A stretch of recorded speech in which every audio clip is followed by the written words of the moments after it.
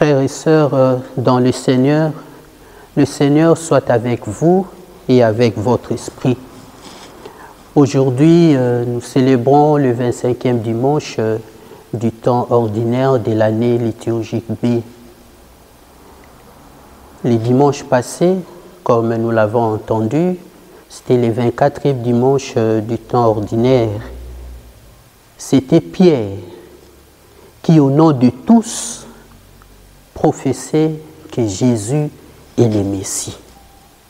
Et Jésus, à cette occasion, avait profité pour dire à ses disciples quel genre de Messie il est, le Messie souffrant. Et dans l'évangile d'aujourd'hui, celui que l'Église nous propose aujourd'hui,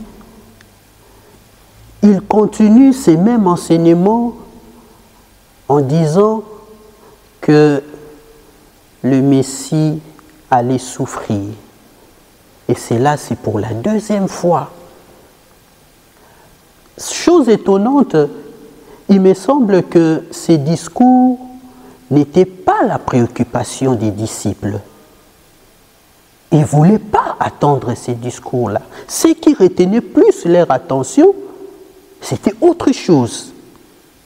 Et l'Évangile nous dit, ils discutaient en chemin pour savoir qui allait être les plus grands.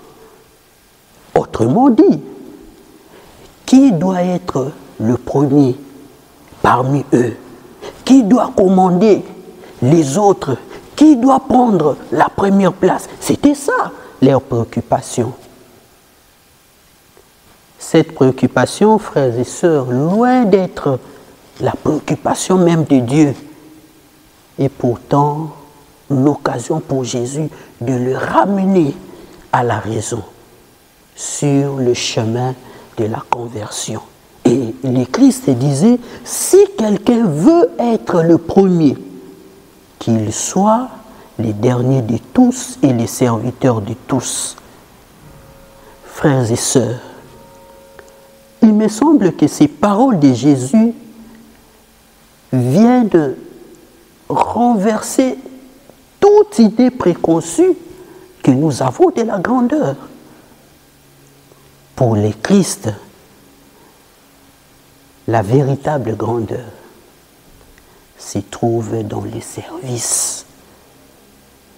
N'a-t-il pas dit lui-même en Matthieu 20, 28, le Fils de l'homme n'est pas venu pour être servi, mais il est venu pour servir et donner sa vie en rançon pour la multitude.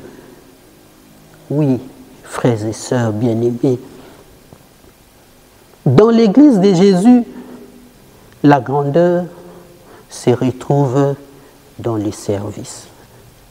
La grandeur se retrouve dans les sacrifices. La grandeur se retrouve dans les dons de soi pour les autres. Tant que nous ne saurons pas nous mettre derrière les autres et les servir tel que le Christ nous les demande, nous sommes encore loin, ou encore nous serons loin de cet idéal que Jésus lui-même nous propose. Jésus aujourd'hui, dans l'Évangile, renchérit en prenant l'exemple d'un enfant. Il est mis au milieu de ses disciples. Il embrasse cet enfant comme pour nous dire, il déplace ce qui était la préoccupation des disciples pour que cette préoccupation devienne maintenant autre chose, la valeur du plus petit. Et en le faisant, le Christ nous veut autrement. Le Christ nous veut faire découvrir la grandeur du petit pour donner à nos vies de la hauteur et de l'espace. Frères et sœurs, nous devons le savoir que, en tant que chrétiens, notre logique à nous doit toujours être celle du Christ. Lui, il voulait que le plus grand soit toujours le plus petit. Le bon maître, le bon responsable, les bons leaders cherchent toujours à servir les autres. Et il me semble que c'est cela même l'originalité de notre foi et de notre religion. Voilà l'essentiel des messages de ce dimanche.